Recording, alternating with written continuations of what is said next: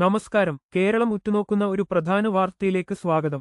ആലപ്പുഴയിൽ മുഖ്യമന്ത്രിയുടെ നവകേരള യാത്രയ്ക്കിടെയുണ്ടായ പ്രതിഷേധ കേസ് അട്ടിമറിച്ചെന്ന പരാതിയിൽ വിശദീകരണം നൽകാൻ കൂടുതൽ സമയം ആവശ്യപ്പെട്ട് എഡിജിപി എം.ആർ. അജിത് കുമാർ രംഗത്ത് എത്തിയിരിക്കുന്നു.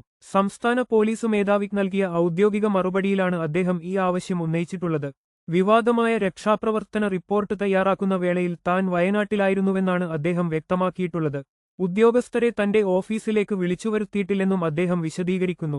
എന്നാൽ നവകേരള യാത്രയ്ക്കിടെ പ്രതിഷേധിച്ച യൂത്ത് കോൺഗ്രസ് കെ.എസ്.യു പ്രവർത്തകരെ മർദ്ദിച്ച കേസ് അട്ടിമറിക്കാൻ എഡിജിപി ഇടപെട്ടെന്നാണ് പ്രത്യേക അന്വേഷണ സംഘത്തിന്റെ കണ്ടെത്തൽ.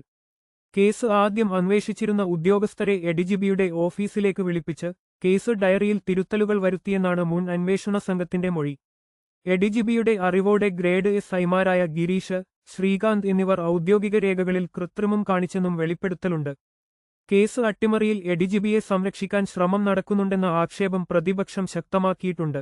ഔദ്യോഗിക യാത്രാവിവരങ്ങളുടെ പകർപ്പുകൾ ഉൾപ്പെടുത്തിയാണ് എഡിജിപി ഇപ്പോൾ ഡിജിപിക്ക് മറുപടി നൽകിയിരിക്കുന്നത്.